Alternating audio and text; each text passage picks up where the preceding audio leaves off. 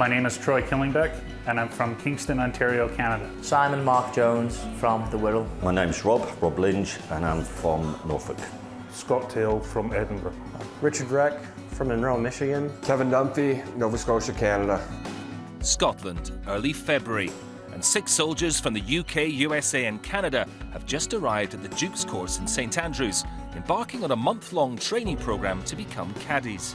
The brainchild of writer Don Snyder, the world's first caddie training school for soldiers has been a long time in the making, after he heard about soldiers struggling to acclimatise to life after the army. Well, it began with a dream.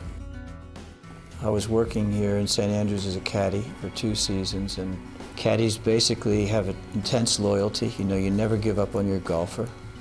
They are rugged, physically strong as sled dogs.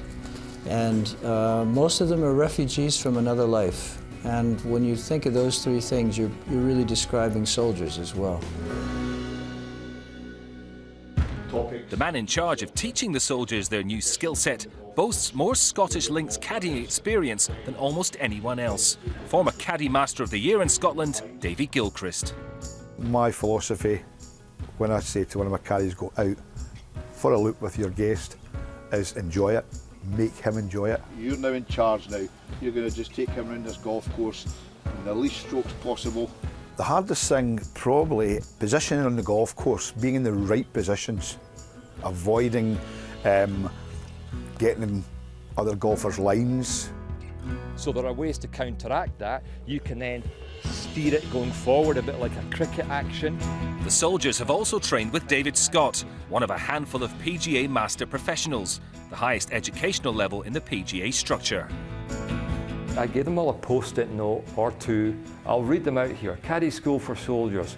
Words: hopeful, nervous, looking forward, which is great, anxious, positive, and then nervous at the top here again. So this is something completely new for them. And we want to create a safe environment where it's a learning environment, but they're going to have a lot of fun.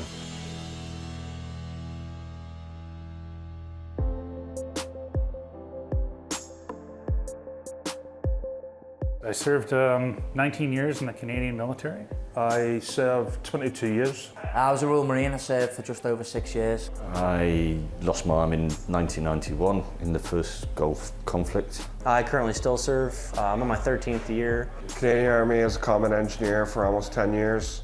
Deployed to Iraq and Afghanistan on operations. 2 tours in Iraq, tour in Afghanistan. We were in the middle of the Iraqi desert and something blew up, took my arm off, and leg wounds, back wounds, bang on the back of the head.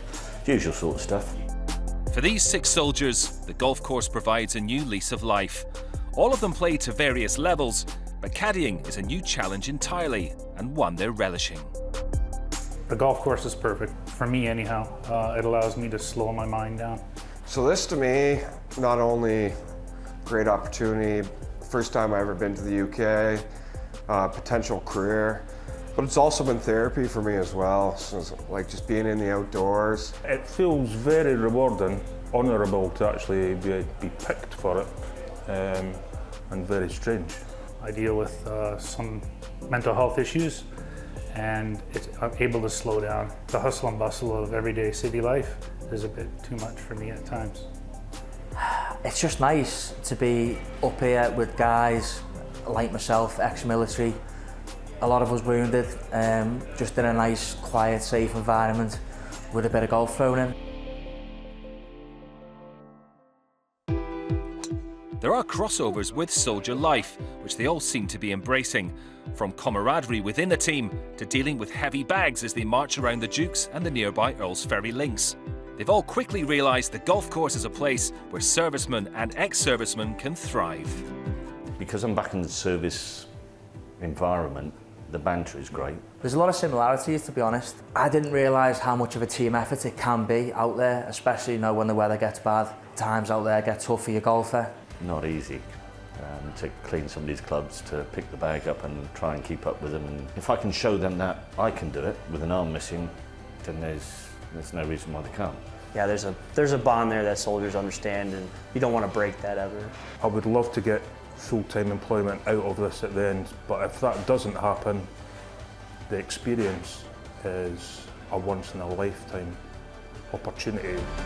Snyder's vision for the Caddie School in Scotland was that it could be the first step on a new path for those involved and help those suffering with post-traumatic stress disorder. I think every dream has an origin to it, a story at the heart of it. This is a picture of my dad here. He joined the Army right after Pearl Harbor. Inspired by the tragic death of his mother during childbirth and how fellow soldiers helped save his father from his demons, Snyder has channeled the lessons he's learned into his Caddie School vision. My dad was, of course, shattered, and he spent that autumn sleeping on her grave in the little cemetery in this town. And it was the boys that he'd gone off to war with who used to take turns swinging by in the morning, picking him up, taking him to the coffee shop, just to try to get him to talk. And all his life, my dad told me that it was those soldiers who had saved him. But it was our first night here. I was standing at the end of the dinner table, and I looked at them and I realized that they were the soldiers who had saved my father's life. They were the soldiers who had picked him up at the cemetery every morning, because they have the same qualities, the same characteristics, that deep affection that they carry with them.